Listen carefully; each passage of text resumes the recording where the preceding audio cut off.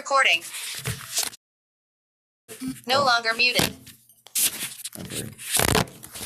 Okay. It is 10:21 at 12:56. We are at Marietta College PD,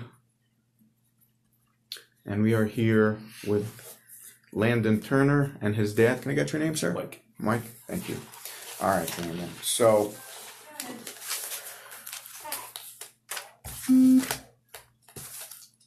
where do you know Davion from? Oh boy, he went to my elementary school. We weren't like the closest back in elementary. We weren't the closest. I'd say about middle school. That's when we got really close in middle school, and then high school year, he decided to join football, so that brought us even closer. I think what made us the closest was COVID. COVID made us really close. Oh yeah, we would stay up all night. Me, him, Fayez, EJ. We'd all stay up playing Modern Warfare all the time and just talk about school, talk about football, all that stuff. That's where I guess that's where we got really close at, and that's when we started hanging out every day. I started treating him like a brother to me. He was one of my best friends. He also came to all of my birthday parties for how many years in a row. We'd always wrestle outside my front yard. We'd always have a wrestling match, me and him. Every year it'd always be like, it would be 50-50. One of us would win. We just don't know who. Yeah. I think the last time we fought, I think he won. I'm pretty sure. I haven't been able to get him back yet. He's a strong dude. He was a running back. Oh, yeah, he was strong dude, and he'd always put like cocoa butter on his skin, so it'd always be slippery too. So really? We would try to grab onto him or something, he would just slide because he would always put all that cocoa butter and lotion on.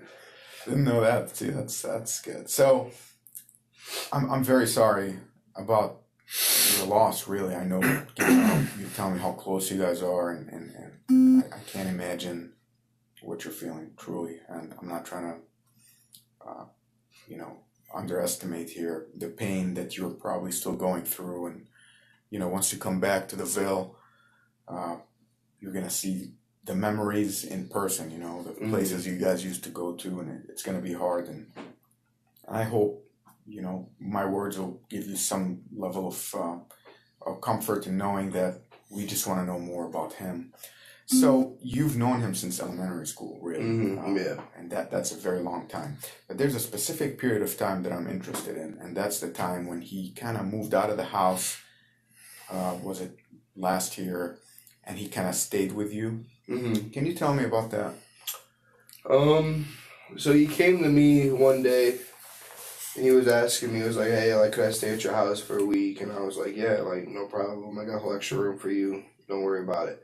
And when he came, he stayed there. He ended up deciding it was going to be a lot more long term.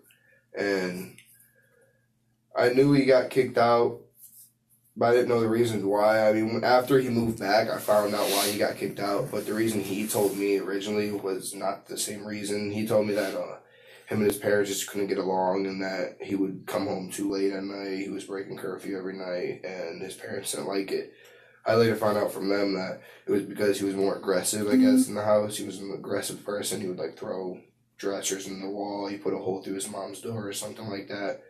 And, but we would always be out. We'd always go out. I mean, some nights we would take my mom's car. And I got caught for doing that one time. But we would take my mom's car. We would take my car and my dad's car. We'd go out and we'd just drive and just talk about life, talk about his struggles, talk about my struggles. He was a very, very, very mentally down person. He was down mentally bad. Everything in his life, he thought was going against him. Girls from school would make fun of him, would do all this, talk behind his back. Really? They would talk to him for weeks on end, trying to get him to be in a relationship, and then end up playing with him or screwing him over ultimately. He never really felt welcome, I feel like. Cause me and him, we would talk at night and stuff, we could relate. He was the only other person mentally that I could relate to, I feel like. And he felt like that nobody was there for him. He had no one had his back a lot of the times. And he knew that I had his back forever. He knew I'd always have his back, but he just felt like, I don't know. There's a lot more. I know his stuff with his family. A lot of stuff he was not on good terms with his family like that. I know he loved his sisters to death. He loved them to death. But his parents, his dad, I think wasn't his dad the one that coordinated them moving back in. It was his dad. He was more cool with his dad than he was with his mom. Like, Bro. he really didn't. If you were to go to ask anyone to be his dad, it wouldn't be his mom. Okay. Basically. So. Plunder, true crime audio. Mentally down. Was he? So you've known him since elementary school. So when did you start seeing, those signs? Was it toward high school or all along? A lot towards high school. I'd say it all started in high school mainly. I don't know the family side of it. I don't know if the family thing has been there his whole life, but I know with social interactions and like friends and girls and stuff like that, that all started happening in high school. He was adopted, right? Yeah. Did he ever talk about that? Was that part of the beef with them? Yeah, he I can't remember what he would say about it, but him being adopted, was part of it. Yeah, it was a big factor in that. He felt like he just didn't belong in the house, and like they did not love him and welcome him, or he just felt as an outsider. I mean, like both, I guess. I mean, like his mom, because I sat there after we found out he passed away. His mom would sit there and tell us about how she would just run through his room, completely flip it upside down, searching it, and would just make his life like a living hell, basically. And like that's what he would always tell me, basically, is how like his mom would just make his life a living hell, basically, and that he didn't feel welcome in the family. I don't know if he didn't feel loved, if he didn't feel like that, or if he just felt like he was an outsider. But he didn't fit in. Yeah, he just didn't fit in. So, do you think his mentally down was a result of that, or do you think the school contributed to it, like the way he was treated at school? I think it was both. I think it was a combination of both, because he was always like the more socially type kid. Like whenever he walked in the room, no matter if he was down or not, he was making you smile. You loved the kid to death. And I just feel like both were overwhelming him. Like he couldn't do that as much at school, because that's what he would love to do. He'd love to make people laugh. He'd love to make people feel like they're at home.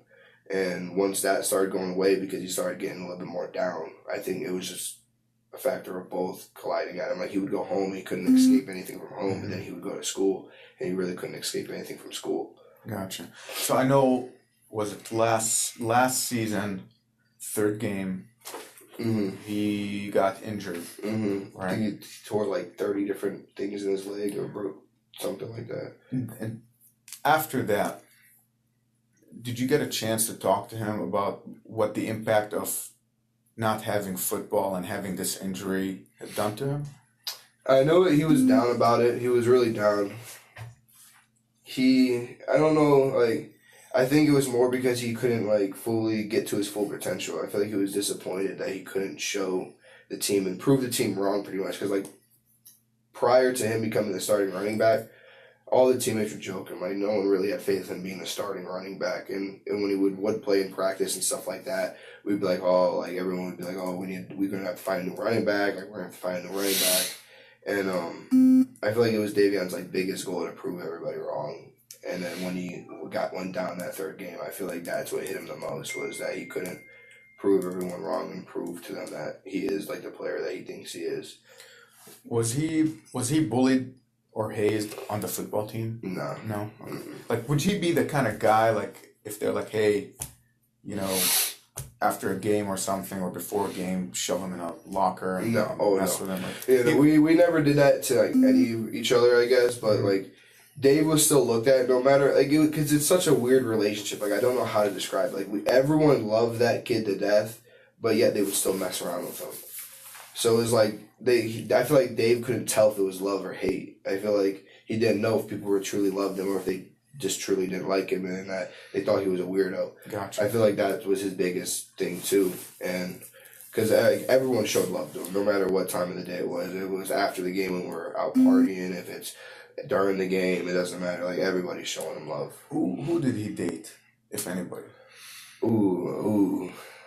The most recent, I would say. The most recent that I remember, her name was Heather. That's the most recent I remember, and that was, like, actually one of the only, like, public relationships that I knew he had. Like, that everybody knew he had a girlfriend. That was, like, the first girlfriend that everyone knew that he had a girlfriend at that time.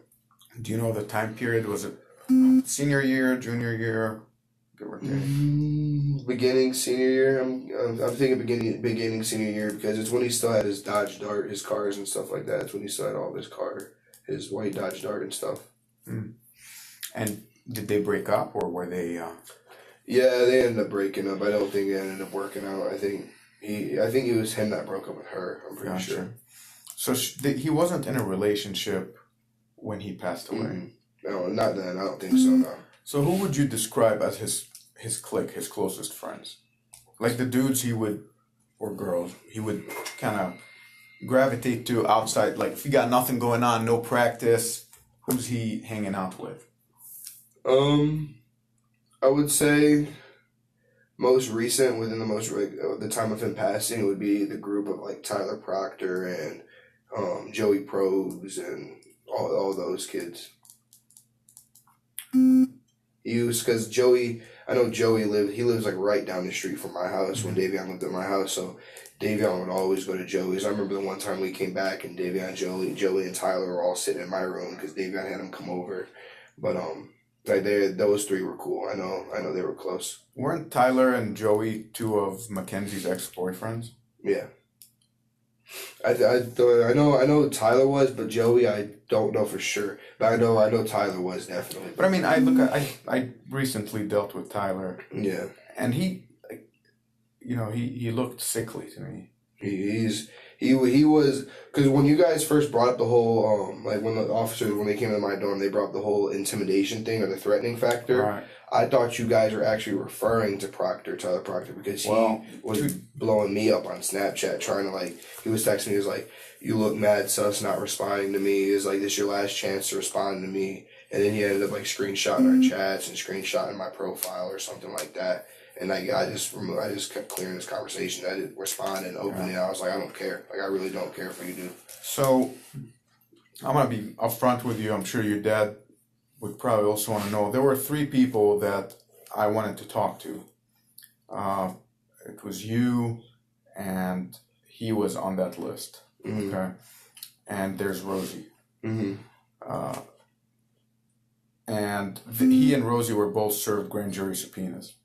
At some point, either you choose to sit with us and answer a couple of questions and we're done, or they're gonna have to go in front of a grand jury, no attorney, no mom and dad, and they're gonna stand there in front of strangers and have to answer questions under oath, which is a more scary, and you're held accountable. Here you lied to me, hey, I'm not gonna know, I'm taking your word for it, and we're done. On a grand jury, you lie, well, there's ramifications for that. Yeah. So I do appreciate you very much talking to me, but you brought up the intimidation and Tyler. Both your names came up very recently, since I called your athletic director, when the cops came to you. We both got very valuable, very a person who is very trustworthy, who told us that you and Tyler were receiving threats that if you were to talk to the police, you were going to be off the football team and he's going to have some other issues to deal with. That's called witness intimidation. And for us, that became the catalyst, Mike, to act, to say, hey, we need to talk to you. If somebody's threatening you, if you don't want to talk, you don't have to talk. Right now, you can get up and leave. But if somebody's saying, if you talk to these cops about anything, we're going to get you booted off the football team, that becomes witness intimidation. And that changes the formula. So on that, were you threatened by anybody? Nope. Okay. No, I never got one text. I'm I don't know if a lot of people know this, but I'm the kid at Strongsville. Nobody ever wanted to mess with me. No, I was a big kid. I've always been one of the biggest. 6'3", 245. Yeah, nobody's football player. And it was nobody's ever tried to mess with me. And even my close friends, they don't want to fight me. They're nah. They think I'm crazy. They think I just go crazy on somebody. And so I've never in my life had somebody intimidate me or text me, threatening me something. The only person that was ever texting me was Proctor. Proctor was the one.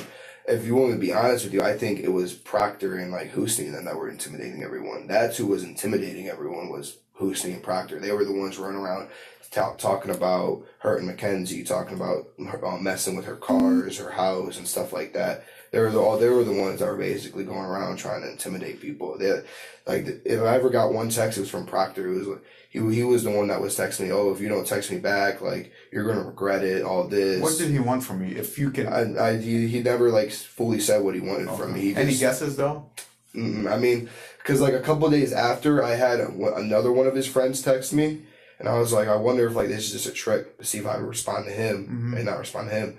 But then I ended up responding to him. But the whole reason for that was because they wanted to get my Snapchat out for these wristbands, because I gave these wristbands out to everybody, and a lot of people were asking for my Snapchat on to like thank me for giving them the wristbands and stuff like that. So I don't know. I don't think he would go that far though if it was just about that. I feel like he would just be like, hey, I'm sending your Snapchat to this person. They want to thank you for the wristbands.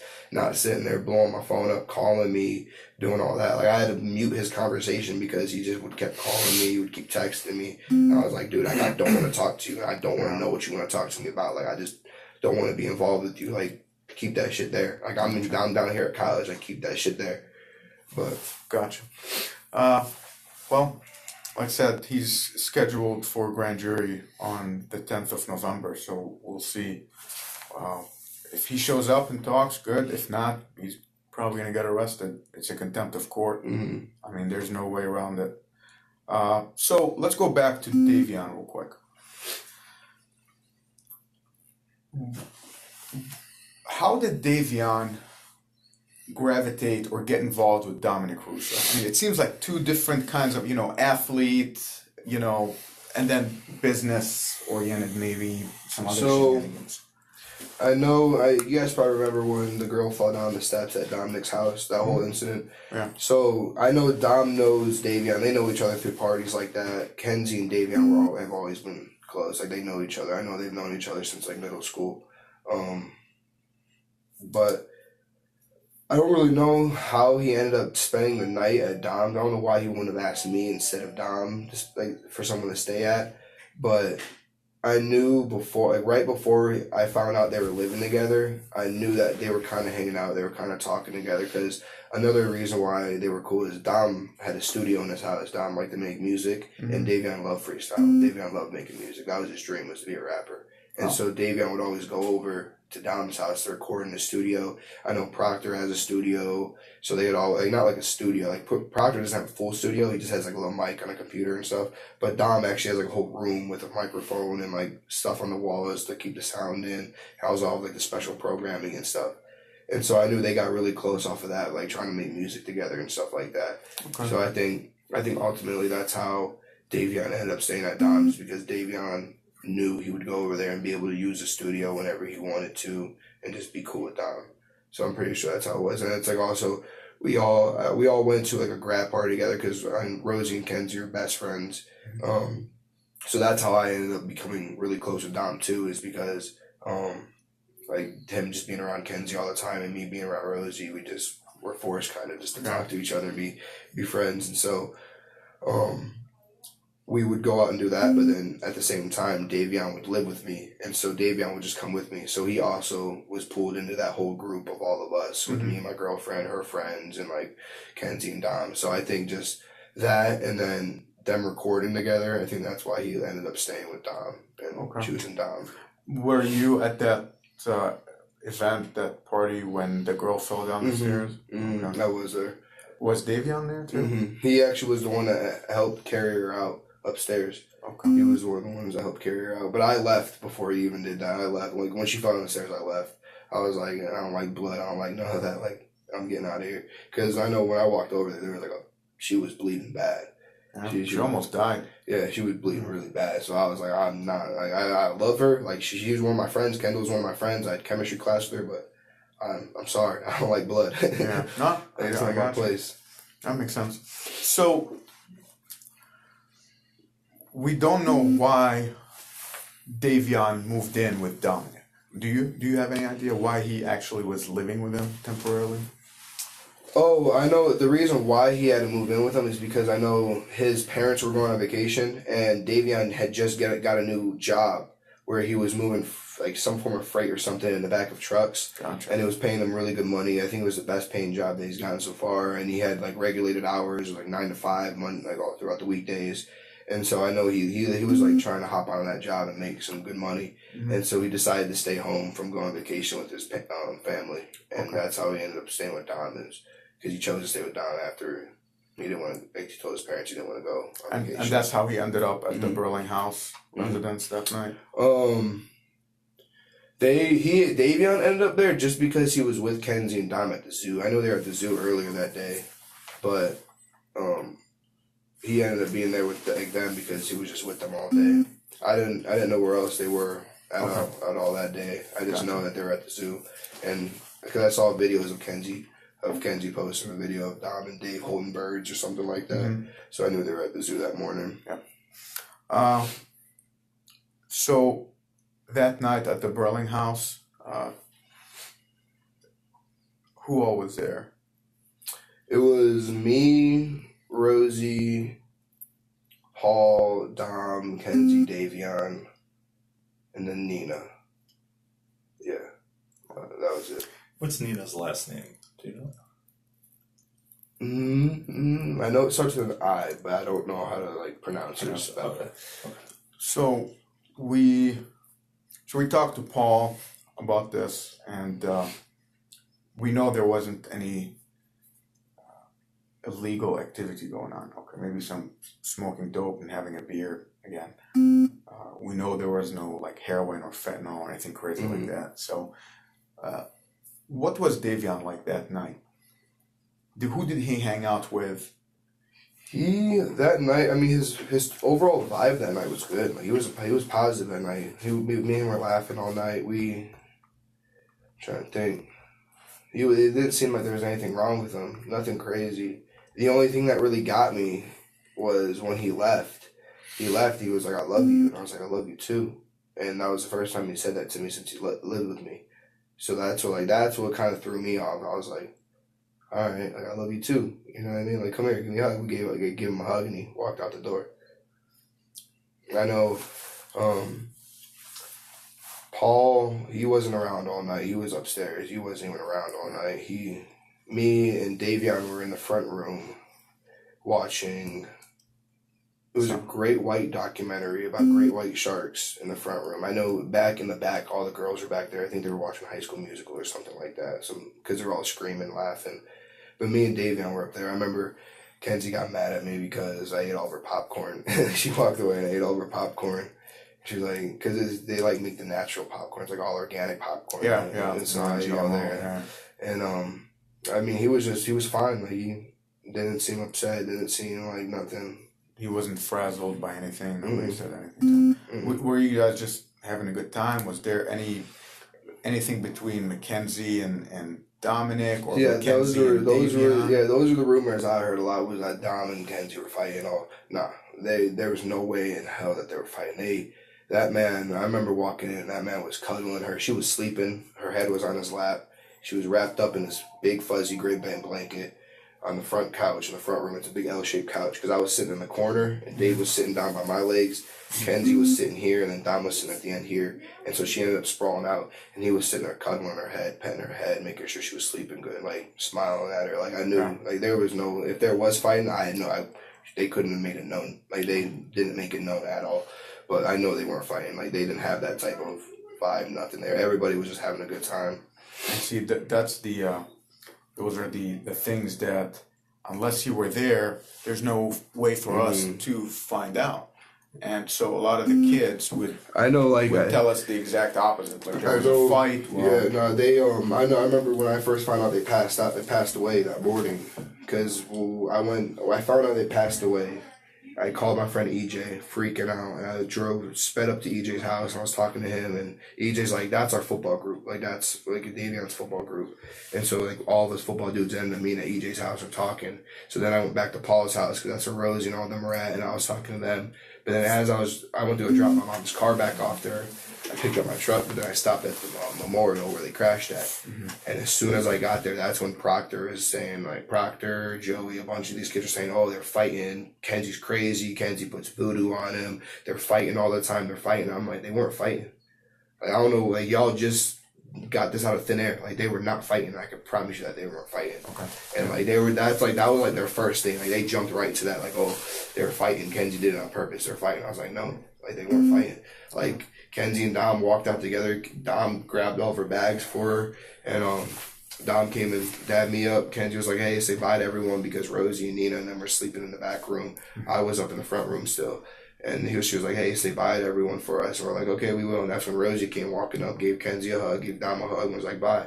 Like, I know Why did they leave so early? They usually do that. Like, that's like a common thing with everyone. Like, I mean, how many times have we had people over our house? Like, it's just a common thing with us younger teenagers, I guess. It's like, as soon as you get up, it's like you're gone. Like, you were just leaving. Like 5:30 in the morning? Oh. Yeah, I'd get up to go to work at 5 o'clock in the morning. Really? The couch is cleared. I'm like, man, they got up. Wow. It's like, we'll end up, we'll sleep, and then, like, as soon as you wake up in that early morning, I want to go back to my bed. So that is common. I mean, it happens. Good. Okay, see, like I said, you're shedding some light on issues that are very important. Do you think Davion, was there ever an issue with him staying with you guys with mom and dad? Like, did you guys ever have an issue with it? The only reason I asked is, do you think Davion stayed with Dom because Dom had that place to himself? Right? Like, he had space there. You have a family in your house. Was that ever an issue? Oh, we just had Landon. I mean, so you had extra space. You never minded him being there? No. Okay. Yeah, we treated him like the water bill went up. Yeah. That kid would take a 45-minute shower. He lived in a luxury at my house. It was like he had like completely new parents. He had a brother. Like, that's how we treated him. Like, he would always come in my room and sleep. Because from the outside, I'm like, okay, well, mom and dad are here, but then Dom kind of had that house to himself. It's funny because right. So maybe as a kid, I'd be like, one of the funniest things I found out was when he lived with us, he was a pig. Oh my god, that dude was a pig. His room was messier I had to than clean my his room daughter's. up like 4 times for him. I remember my dog knocked over a bowl of buffalo sauce and a plate of chicken tenders. I walk into the room the one morning. I'm like, hey, Dave, clean that up. I'm getting in the shower. Carpet's still stained. We're going to school. I get out the shower. I go to school. We go to school. I come back, and I still smell it in the hall. I'm like, damn, I smell buffalo sauce. So I walk in there. He didn't even move the bowl. He didn't move the plate. He just laid a towel over everything. Just to cover up the image of it. I'm just like, oh, my God, dude. So I found out that he actually, when he lived with Dom, he actually would clean up Dom's house for him. He would clean up Dom's house. Like, he would do the dishes for Dom. He would clean off the table. You didn't tell me that. Yeah, no, I didn't know that until after. Serious? I didn't know that until after he passed away. When I talked to Kenzie in the hospital, she was like, dude, he was the sweetest kid ever. Like, he would clean up the house for Dom. But I think it was more because I think that he knew that me and, like, my family had respect for him and he had respect for us. But I feel like he didn't think Dom. Maybe he felt more at home in my house. Yeah, he felt more at home. I feel like he felt more like he needs to show more respect towards Dom because it's Dom's house. You know what I mean? Like, it's Dom's house alone. It's just Dom that lives there. He felt like family with him. He felt like a guest there. Yeah. And I tell you, a lot of the times we didn't even know he was there. He was that quiet. I mean, he didn't come out. He didn't come out and socialize much. You know, we'd see him pass by and then, bye, hi. Yeah. He asked me to drop him off a couple places before, and I did that for him. So, have you ever been in a car with Dominic and Mackenzie? Mm. What was it like? What are they as drivers? I know Dom's a very careful driver. He would always, if Kenzie was going over 10 miles over, 15 miles over, she didn't have a seatbelt on, Dom would always be yelling, hey, put your seatbelt on, slow down. I know Kenzie, I've only ever driven with her once, and it wasn't terrible. I mean, we took that exact same route too, that exact same drive down Progress, down Almeida. We took that exact same route, and like she was going at a normal speed, a speed that I would drive at. I mean, the max I've ever seen her go was like, she was probably going like 40, 45 down Pearl once, and that was about it. In the 35, not the 25 zone, the 35 zone. But that was about the fastest I've ever seen her drive. It never really scared me as being a passenger in the backseat. I never really was scared when she was driving. I've only ever driven with Dom once as well, and he drove like a normal person. He drove like he he obeyed every law, every turn signal, all of that stuff. He would stop at stop signs. He would stop at red lights. I never had a problem with driving with either of them. Cool. Davion, on the other hand, though, Davion was a speedster. Yeah. Yeah. And then, it's at least I got that also talking to his mom and dad. He liked cars, and he was looking at buying a new car. I know that. It's he was working on his credit. I think his parents were helping him out with his credit, working his credit. Right. So he could buy a car to get a loan. He had some aspirations. I mean, the kid was trying to make a life for himself.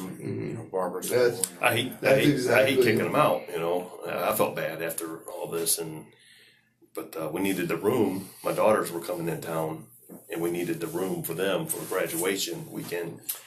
Now, as a parent, I mean, my kids are younger, but did you ever have conversations with Davion's parents about him staying with you? They never once contacted us. Okay. Never once.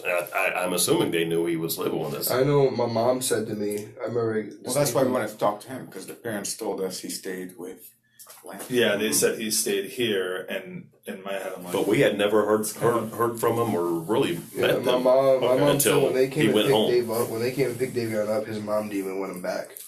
His mom She was in total shock that he was coming home. And this is something his dad arranged. Yeah. Did he ever say anything explicit about his home life, like I really hate my mom and dad, or I can't wait to move out, or anything? He always was trying to move out. I mean, for the longest time, he was always trying to move out. He was always. There was times when we still worked at Five Guys, he would always want to try and stay with Ty. Husney. He would always try and he was talking about getting an apartment, and he was talking about getting an apartment for the longest time, because we'd always be like, hey, if you get an apartment, Dave, then we're coming over there every night and we're kicking it, we don't care, because he was always trying. He's been trying to move out of there. He's friends with Husney? Not anymore. No, He was. Husney tried getting him fired for every single job. He was basically at Five Guys. So started off at Five Guys. Husney would treat Davion like ass. They would always fight. They'd always fight on shifts. There was times where they couldn't even work together. Wow. And then they would just fight. There was times when, because after Five Guys, he went to Papa John's, and then Husney was a GM at Papa John's, and Davion, Husney ended up firing Davion, and Davion was like, I can't stand him anymore. I can't stand being around him. Screw Husney, all that. He would always come into Five Guys and rant about it. And then they went to Chipotle. And then Chipotle, I know Davion ended up leaving Chipotle again because Husney and him had some problems. Wow. It's like they followed each other. Mm-hmm. That's odd. I know, and that's why I was almost surprised about everything Husney's doing. And I'm like, Husney, I feel like you should know that you and Davion's relationship were not at the best of terms when he passed. It used to be good, but then it over time was getting killed. When you say Ty, who's that? Tyler Jones. Tyler Jones. Yeah. Okay. So, I just want to talk one last thing before we get out of here. We're almost done. I have 2 questions left. But post the crash, after the crash, there were a lot of rumors that happened. Was anything said that you believed was true? Any of the rumors that you believed? No. Any other theories about the crash or what might have happened? The only thing that what my gut and my intuition is telling me is that she passed out. That's my gut intuition. I mean, I don't know. This is not credible at all. But you guys know what a pendulum is. Mm-hmm. So I use a pendulum board with a little crystal, and I got in my truck when I was down here by myself, and I got in my truck and I was like, I'm gonna try and talk to Davion with it. And so tried talking to Davion. I asked him a bunch of personal questions, and it was crazy because he was actually spelling out the words of what I was looking for. I was like, this has to be Dave. I have to be talking to something right now. So then I kept asking questions. I was like, you think she passed out? I was asking questions about the crash, and he was just like, yes, I think she passed out. And I know that she's prone to passing out or something like that. She's prone to that. She has a medical condition or something with that. And the doctors tell her to put her head in between her knees when she feels like she's passing out. And I know she told me that they found her with her head in between her knees under the steering wheel. And so that was like the connection that I make. That's why like my intuition is telling me that she passed out. I asked Dave, I was like, did you guys like on the pendulum board? I was like, did you guys even know that you guys were crashed? And he was like, no, like he had no clue that they crashed. But obviously, again, that's not like a credible thing. You think he fell asleep? I don't think she fell asleep because she was Dave. Yeah, in the back. I don't think so because I thought on the Life 360 it said that his phone was on and active right before they crashed on that Life 360. But I don't think he was asleep. Were you on? Were you on Life 360? I was not on that. That's that group that I was talking about, like Proctor and all those kids. That's his friend group with them. Like they had that. I wasn't a part of that. That's really what's causing us to look at this from a couple of different angles. To be honest with you, because one of the Strongsville High School kids, I'm sure you know, sent us a screenshot saying, "Well, look at the Life 360. Look at the speed." To be honest with you, if we didn't get that, we probably wouldn't have looked even closer at the crash. And that's what we're trying to figure out. I know Mackenzie is in a very difficult position because you don't want to talk to the police in a case like this because you could say something that could get you in trouble. But when you don't sit and talk to me and tell me what happened, I have to assume, and I have to go by what I hear from other people and by evidence, as opposed to you. And so it's a tough balance. So I don't envy her for being this, and I'm sure she's for the rest of her life. She has to live with this. Well, we had to get called back to the hospital because she was trying to kill herself because when she found out when Dom's funeral was, we were all there and she was like telling her mom, she's like, I'm going to that funeral. Like, I don't care, I'm going to the funeral. Like, because she's that type of girl. You know what I mean? She's that type of girl. She's like, I'm going to that funeral. Like, either I'm going or you're not stopping me. Like, I'm going. And so I remember we left that day and the next day was his funeral and we had to get called back because she was like, with all the injuries that she had, she was ripping herself out of the bed, trying to get up and walk. And like, her dad like came up to me and was like, she's going to kill herself if she walks. Like, she's going to die. And like, she's like, we need you guys to like calm her down, sit her down, or else the cops would have to come in and like pin her down and tie her down and stuff like that. So we were able to calm her down at that point. So I know that's going to affect her life forever. Weren't the cops called up there? The Metro Police? I don't know if they were. It might have been that occasion if they were, yeah. But I think it was that day because she was freaking out. Yeah, because I know when I was there was no cops that I could see. I thought that they were thinking about calling the cops if we couldn't calm her down. Was she ever was the idea of suicide ever even brought up? Like, Davion ever say anything? Davion or Dom, no, they never. Davion, as much as he was mentally down, the last thing he would want to do is kill himself. His mindset was more if he was like, hey, I'm gonna buck this shit out and I'm gonna prove to everyone that I'm a strong ass dude. That was his way. I mean, he tore his ACL 2 days later. He's out there jumping, playing basketball. Like, he was a strong dude mentally and physically. Did Dominic get any sleep that night? Like the night of the party, did you see him take a power nap or something? I think when he was with Kenzie, he was sleeping. I'm pretty sure he was like cuddling because he had his head down like that, so I couldn't really like see if his eyes were open fully or not. So I mean, if he did, he did, but I don't know. I know Davion didn't. Me and Davion stayed up pretty much all night. I didn't end up going to bed till like 4, 5. So what you're describing the night of that night, Dominic and Davion and Mackenzie were all fine.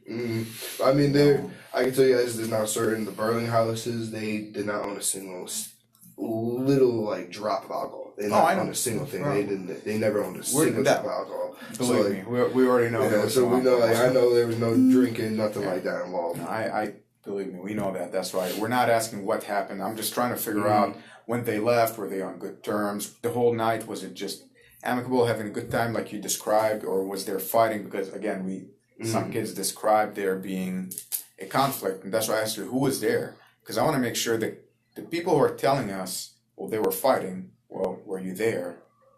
and of course they stopped talking to the police and they asked questions. And I mean, they Well, and that becomes the confusion on our end. So people who weren't there are telling us something, but then the people who were there don't want to talk to us. like I know So- Tyler Does that Proctor. make sense to you? Right, like we're This getting is rumors gotta from be- people who weren't even physically there, Right. and then we go to the people who were physically there, and they don't want to talk to us. And you just clarified. So now, what do I we know, want like, to Are they Proctor, hiding? Croy, Was there fighting? Lucy, all them, Is this true or they is have it no clue false? what they're talking That's about. one click. Those are Yeah, yeah. Well, right now they're all together. They weren't like Hussein wasn't really as involved with them before the crash, but now after the crash, they've been more involved with each other, and like everything that they have said has been it blows my mind. And like where they get that stuff from, the whole fight and all that stuff, they get it from Tyler and Kenzie's background. They get it from their past. They get it from because Tyler thinks that he was Kenzie's escape route when Dom and Kenzie would fight. Kenzie would go run to Tyler and talk Tyler to Tyler. Croy or Tyler Proctor. Proctor.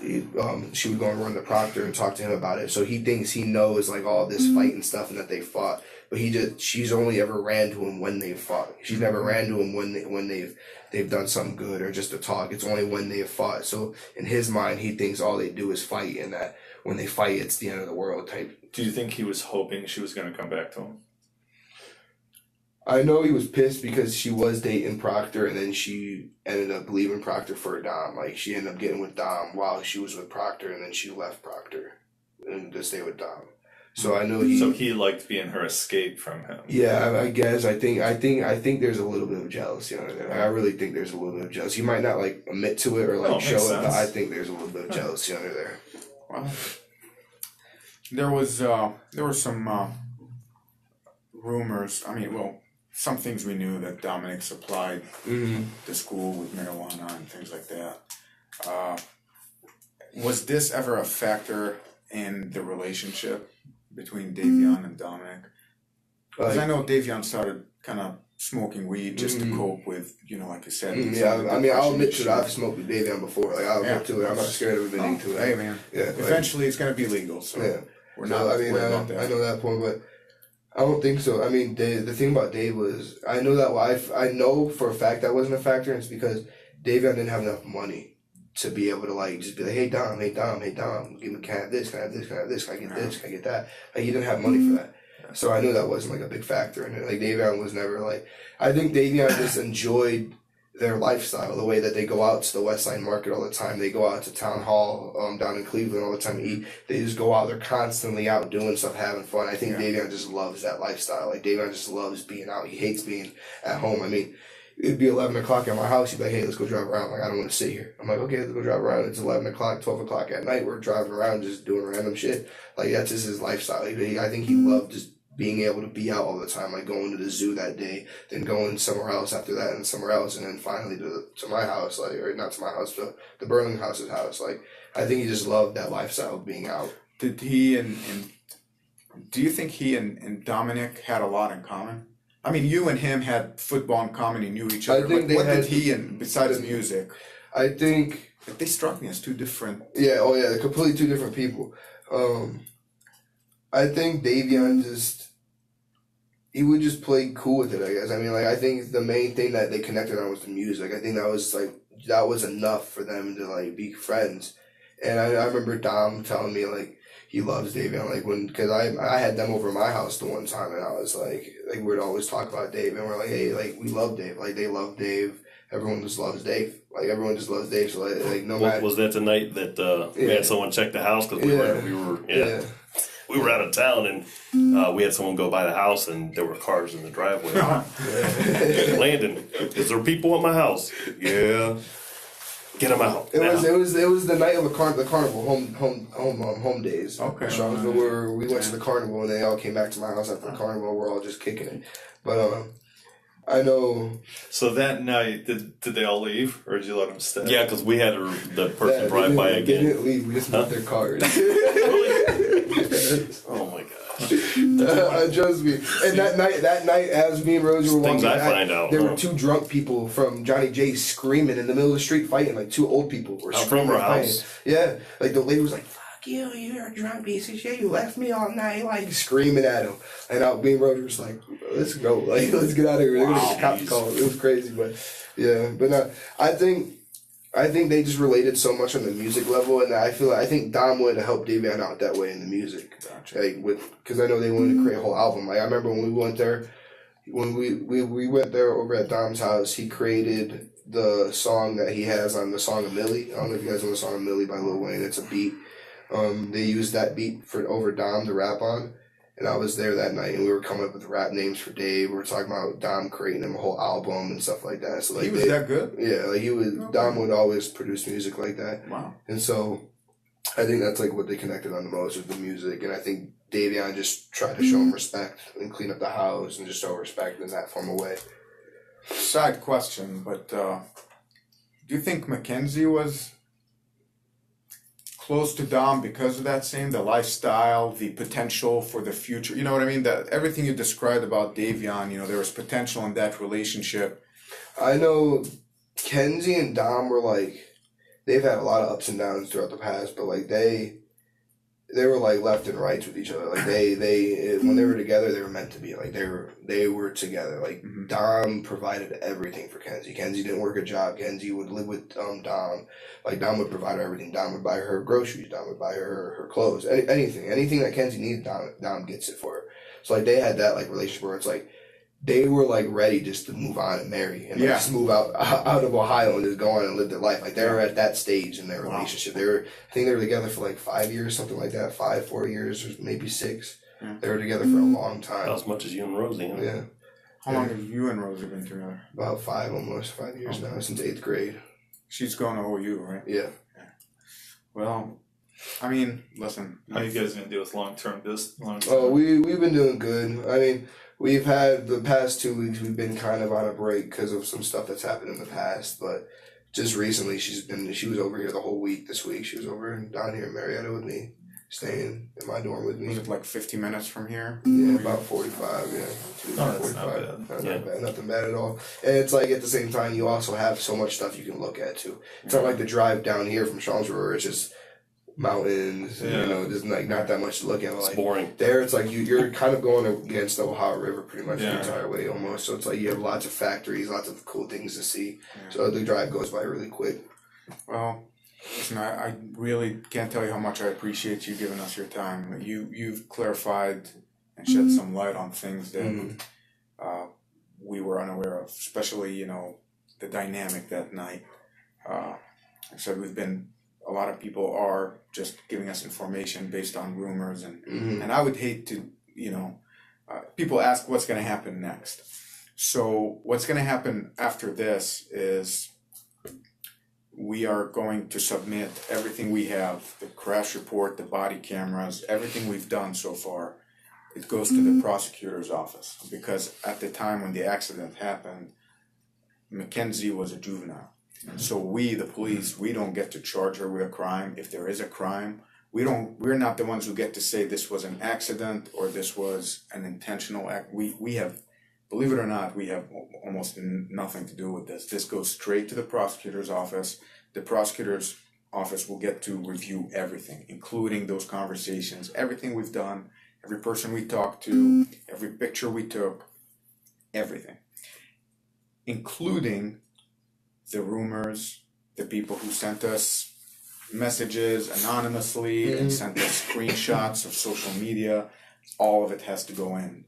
Generally, what they expect of police, Mike, is when you send me a picture of, hey, look at what Landon said, and you email it to me, and I got bombarded. And I told him before we even came over, or days ago, that you guys have all that. The phones, right? Messages. I'm like, don't lie.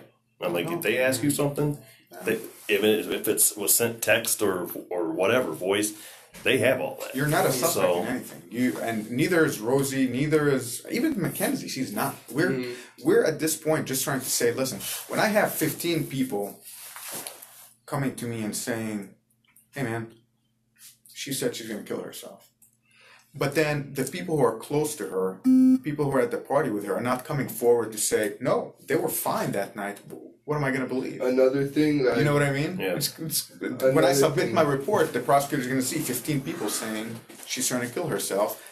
Not one person saying they were fine that night. Yeah, we didn't know the other two. We didn't know Mackenzie and Dominic. We knew Davion. The one thing I just realized too is a lot of people, especially Charlotte, do not like Kenzie. A lot of people do not like. They just do not get along. Like Kenzie. Every time I dealt with her, she was pleasant. Kenzie is like her go-to person is Dom. Like Rosie was like her first escape friend, I guess. Like everyone else from Charlottesville, they do. That's why she doesn't go to the high school. It's because nobody likes her. Like they hate each other. Like she's had beef with everybody, girls, guys, everything. Like they just do not like. They do not associate. People from Charlottesville and Kenzie do not associate. So that's another reason why I think so many people are bombarding you with all this stuff that's false, is because they just don't like her. They want to see her. They want to see her down. They want to see her do all that. And I know that for a fact because a lot of people do not like her. Like Rosie was like one of her first only like truly friends that she has had in like years. Right. But it's unfortunate because, you know, and that's not to put pressure on Rosie. Obviously, she's not here, but.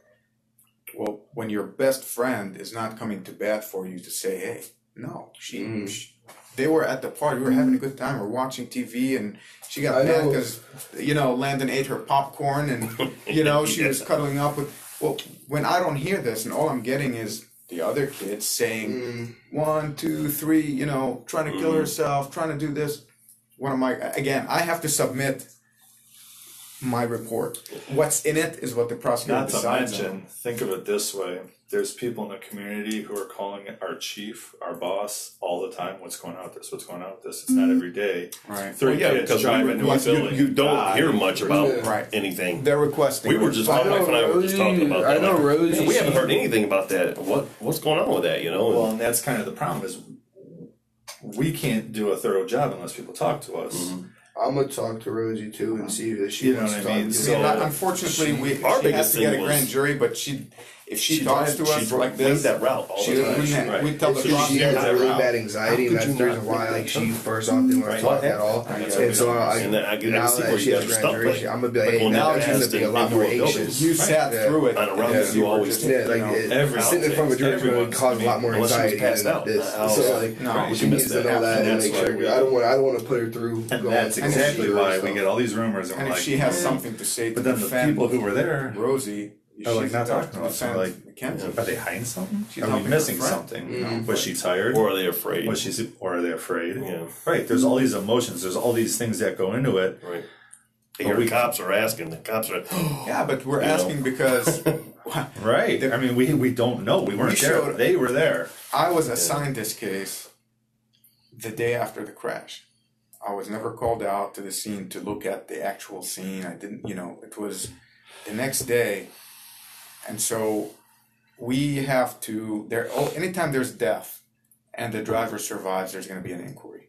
Anytime. If on our way back to Strongsville today, we get in a crash, I die, and he's driving and he lives, he's going to be questioned by the police. Yeah. Like there's going to be an inquiry. If we both die, it's over. Right. But we have to, the community deserves to know, was there a malfunction with the car? Well, she's driving a Toyota. Well, Toyotas are good cars, but if there's a malfunction with the newer Toyota, maybe, let us know what happened. Like, when I get a text message from a kid showing 90 miles an hour in a 25, could be a bunch of things, right? Well, we don't want to see Mackenzie be prosecuted if she didn't do anything wrong. If there's something wrong with Toyota, then perhaps the families need to go after Toyota, the county prosecutor. There has to be an inquiry into, hey, if there's a mechanical problem with the car, we need to know. Right. The community deserves to know. Was the accelerator stuck or something? You don't know. Yeah. You got to figure it all out. But listen, I appreciate it. Do you have any questions, anything we can answer for you? No, not really. Okay. I'm just glad I could have came out and do it. I mean, he wanted to move on. He wanted to get this behind him. I wanted to clean that up too. That's why he was putting you guys off. Like, I don't want to do it. It's not even that either. It's because we changed carriers, and now I get spam calls on spam calls on spam calls on telemarketing, spam calls. It could be Cleveland. It's just a bunch of random names. And so, I just never know if it's you guys. Like I said, whatever. We're doing this for Mackenzie's sake. She deserves. If God forbid it's you, if you were in that car that night, if you took a ride and you were one of the casualties in that, your parents are gonna want he and I to talk to And he could have been. person. I mean, and he's you been could in the have car with him before. Any of those kids, right? have And Rose, your family is going to say, "What are you guys doing to find out what happened?" We think if Davion would have just came home with Landon that morning, and he would still be alive. And you obviously know Dom. You know his mom's an attorney. Right. So now, if we don't do a thorough job, we have an attorney who knows what she's talking about. Right. Saying, "What the hell are you guys doing?" Right. Or not. Right. Right. So that's why we're trying to, and I hate to have to compel or have to tell the prosecutor, "Hey, we got to talk to Rosie. Either she voluntarily talks, or there's going to be a grand jury." The people who are not there their voices are louder than the people who are there. And I know when you tell Rosie it's going to get to Mackenzie somehow, but the people who are at the party are quiet. The people who are not at the party are being the loudest and spreading the most rumors that unfortunately by mid-November I have to submit this to the prosecutor. I can't just sit on this case forever. California, there was a fatal crash. The nurse who killed 6 people. The next day she was charged. The very next day. I've been sitting on this case from August 1 when I got assigned it. I'm trying to give all these kids an opportunity to say, "Hey, I it's a difficult time, but listen, I don't want you to listen to the rumors. Here, I was there. Here's what I know." And if it's an accident, it's an accident. Mackenzie, regardless of what happens, whether she gets charged or not, she has to live with this for the rest of her life. That is very difficult. I don't wish that on anybody. I do appreciate your time. I turn off the camera, and I'm also. It's in the pocket right here. Don't pick them up. Lots of cash. I What got tons of cash. You said that the driver had mushrooms on? Yeah, mushrooms and scale. Open up that portion and just come down here and provide other road watch and then go in that area. And we can leave the rest of the road open up. You want Like Don. Oh, and there's Throw them back in there. there's this grinder too, or Just leave them. Just honestly, this is a property issue. all right. Let's get a quick picture of that.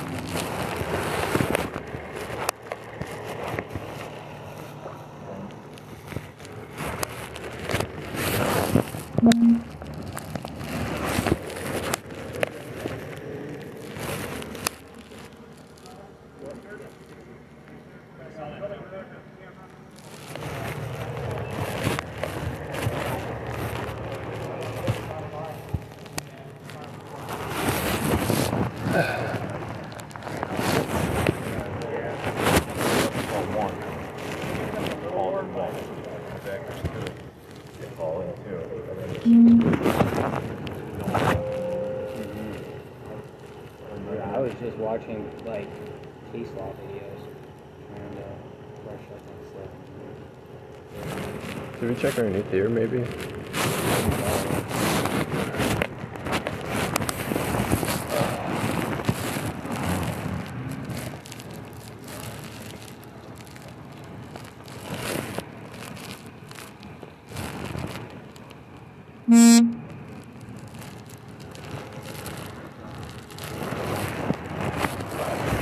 It flipped too. Here, like, get it that way. There's a huge chunkiness on the bottom. So when family has them. Stay on, you said? You guys can turn it off.